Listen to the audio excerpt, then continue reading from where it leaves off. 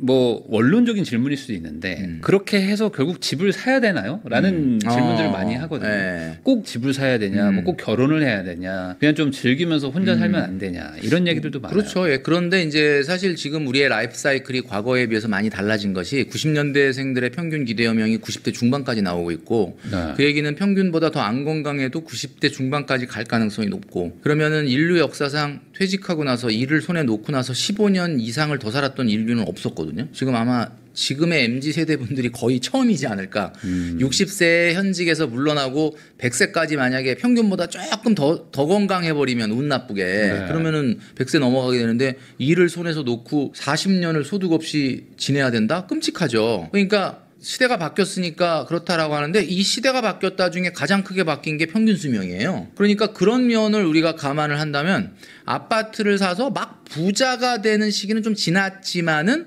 아파트가 원화로 되어 있는 자산 중엔 유일한 안전자산입니다. 안전자산이라는 건 거꾸로 얘기하면은 워낙 비싸기 때문에 당장은 수익률로 큰 이득을 못 보지만은 변동성이 극도로 낮기 때문에 장기간 보유했을 때 인플레이션을 방어할 수 있는 자산. 그걸 우리가 안전자산이라고 하는데 네. 우리가 앞으로 맞닥뜨리게 될 30년의 어떤 경제 트렌드를 한마디로 얘기하자면 저는 초양극화라고 보거든요. 이 초양극화가 뭐냐? 한마디로 서울의 84제곱미터 중에 제일 비싼 아파트가 70억 하는 시대. 제일 싼 아파트는 4억 9천. 뭐 이런 정도의 차이를 만들어내는 말도 안 될 정도의 뭐 정말 무엇을 상상하든 그 이상을 보게 되는 이런 시대예요. 그럼 이런 시대에 여러분들이 노후에 지금은 젊잖아요. 그러니까 뭐 내가 돈 없어도 젊기 때문에 모든 게 커버가 되는데 언젠간 여러분도 나이 먹고 힘이 없어지고 체력이 떨어지게 되는데 그때 서울의 수도권의 광역시에 아파트 한 채도 없다 그러면 여러분들이 인플레이션의 공격을 뭘로 방어할 건지 저는 상당히 끔찍하다. 아파트를 사서 부자가 되지는 못하지만 아파트를 안 샀을 때 치러야 될 대가는 상당하다라는 것을 여러분들이 꼭 기억을 하셔야 됩니다. 왜냐하면 인플레이션은 사라지지 않기 때문에. 가격이 23억, 23억, 24억이라는 얘기예요, 사실은. 그리고 노도성 지역의 33평 중위 가격은 8억에서 8억 4천이에요. 그러니까 이게 좀 그러니까 슈퍼스타 단지거든요. 33평대 서초구에 있는 단지. 거기에 60억에 앵커링 되었기 때문에 나머지 가격들을 지금 못 본 거예요. 그럼 우리가 예를 들어서 이거예요. 이 생애 최초 주택인 경우에 여전히 LTV는 70%까지예요. 그럼 우리가 얘기를 해봅시다. 25평 주택, 노도성 지역이 아까 6억 7천이라고 했는데 계산을 깔끔하게 해서 7억이라고 하자고요. 그럼 7억에 70%면 77이 49, 4억 9천까지 받을 수 있는 거예요. 지금 맥시멈이 6억까지 받는 거잖아요. 그죠? 7억 주택을 사고자 하는 사람들은 여전히 4억 9천까지 받을 수 있으면은 본인 2억 1천만 원 있으면 돼요. 그러니까 이분들은 여전히 큰 게 주담대 6억 원이라는 거 제한이 그게 대단하다고 생각하지 않아요. 마찬가지로 9억 원짜리 주택이라고 하더라도 생애 최초의 경우에는 70% 받을 수가 있어요. 그러면은 97이 63이에요. 6억 3천까지 받을 수 있는데 9억 원 경우에는 6억 3천이 6억 원을 넘기 때문에 6억 원까지 받는 거죠. 그럼 그 전에는 2억 7천만 원이 필요했지만 3천만 원 더해서 3억 원이 필요한 단계라고요. 그럼 역시 이분도 봤을 때는 9억 원 주택을 산다고 했을 때 생애 최초 주택 그 매수자에게 있어서 이게 과연 큰 부담인가? 저는 전혀 그렇다고 보지 않아요. 그럼 이게 어떤 효과를 일으킬 거냐면은 사람들이 높은 가격에서 대해서 앵커링 됐을 뿐이지 9억 원 이하 주택은 사실 지금 굉장히 많다는 얘기예요. 사실은.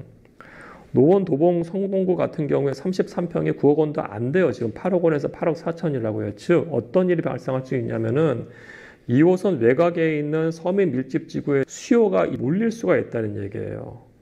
과거에는 10억, 11억짜리 주택에 LTV 70% 살 수 있었습니다만은 이제 이 가격들은 부담이 될 수 있는데 9억 이하 주택이 잔뜩 몰려있는 그 단지 또는 그쪽 지역에 대해서는 사실 정책의 효과가 미치지 않기 때문에 오히려 이쪽 부분에 더 큰 수요가 몰릴 수 있을 가능성이 있다는 겁니다.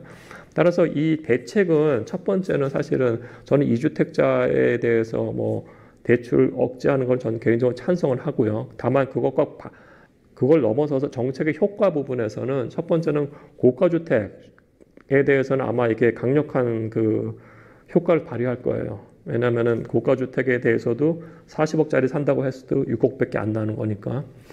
다만 이게 9억 이하의 주택에 대해서는 그 본 효과는 전혀 없을 것 같다는 생각이 들어요.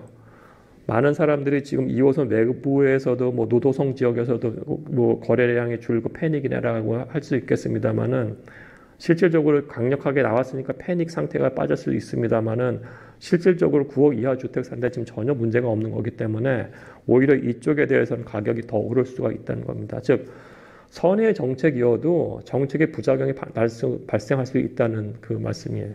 예. 저는 시장이 옳다. 시장이 옳다. 시장이 옳다라는 건 지금 현재 분위기로는 강남 3구나 성동 마포 같은 경우는 되게 좀 뜨거운 상황이고. 네, 근데 온기가 퍼질 거라고 보는 거죠. 왜 그렇게 판단하냐 하면 경기가 좋기 때문이다. 글로벌 경기가 좋기 때문에. 그래서 우리나라 부동산 시장은 기본적으로 수출 경기에 연동되는 구조를 가지고 있습니다. 왜 수출 경기에 우리나라 부동산 시장이 연동되냐 하면 결국 미래 소득 전망이 밝아질 때 사람들은 용기를 내거든요. 미래에 내가 가지고 있는 자산이 충분하신 분들은 넣어낸데 그분들을 제외하고는 내가 뭐 내년에도 이 정도 수입은 들어올 것 같아 라는 자신이 있어야 이자 지출을 감안하고 집을 사는 거 아니겠어요. 그럼 우리나라의 미래 소득 전망을 결정짓는 건 뭐냐? 수출인데 그 수출은 우리나라 경기가 중요한 게 아니고 선진국 경기가 중요하잖아요. 그러면 선진국이 어디냐? 38개 OECD 국가가 선진국이잖아요. 거기가 우리나라 수출의 주력 대상 국가인데 저 그림에서 빨간 선입니다. 빨간 선 보시면 2001년 9.11 테러, 2003년 이라크 전쟁, 그리고 2008년 글로벌 금융위기, 2011, 12년 유럽 재정위기, 2020년 코로나, 2022년 우크라이나 전쟁 이렇게 총 6번 정도의 큰 변곡점이 있었는데 그때마다 동타임에 부동산이 회복된 적도 있었고 늦게 회복된 시기도 한 1년 정도 있으면 다 부동산이 회복되는 걸 발견할 수가 있고 그 가장 대표적인 사례가 2008년이죠. 그죠? 2008년 이후에 미국 선진국 경기들이 살아나는 가운데 우리나라 잠깐 2010년, 11년 반등 장세 나왔고 또 유럽 재정이 두들겨 맞으면서 경기 나빠질 때 우리나라 하우스푸어 사태. 유럽 경기를 비롯해서 선진국 경기가 그 뒤로 한 5년 쭉 좋아질 때 그 유명한 갭투자 장세가 촉발된 것을 여러분들 다 확인하실 수가 있고요. 이런 차트가 보여주는 의미는 뭐냐면 우리나라 국내 부동산 시장을 움직이는 양대 축은 수요와 공급인데 공급은 잘 안 바뀌어요. 그래서 공급은 굉장히 장기 요인이야. 그런데 수요는 그때그때에 따라 움직인다. 큰 흐름은 선진국 경기가 바닥을 치고 지금 2년째 좋아지고 있는 걸 뒤늦게 우리나라 부동산 시장 한 1년 늦게 지금 반영하고 있는 거다. 최악은 언제였냐면 2020가지가 있는데 하나는 지방 미분양. PF 문제 해결이 부동산 숙제의 1번이라고 할 수가 있을 것 같고요. 같은 동급 공동 1위가 양극화 문제의 해결입니다. 그럼 양극화 문제를 어떻게 해결해야 될까? 다주택자 규제를 우선 폐지해야 됩니다. 3억짜리 아파트 3채 가지신 분하고 15억, 20억짜리 아파트 한 채 가지신 분이 그럼 누가 투기고 누가 더 많이 가졌습니까? 생각해보면 1주택자 15억, 20억이 더 비싸잖아요.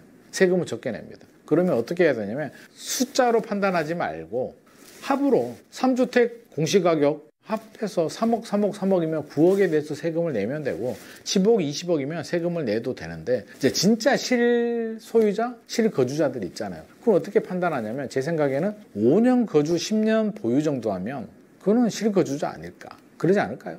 그러면 예를 들어서 3주택을 가지고 있는데 한 채는 5년 거주, 10년 보유, 또 한 채는 7년 거주, 15년 보유, 또 한 채는 10년 거주, 10년 보유했습니다.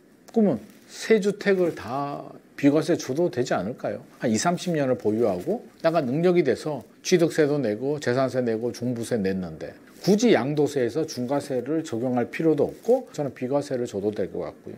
또 하나는 10년을 보유했는데 거주는 하지 않았는데 임대를 줬는데 안 올렸어요. 10년 동안. 그럼 세입자는 좋았을까요? 안 좋았을까요? 좋았잖아요.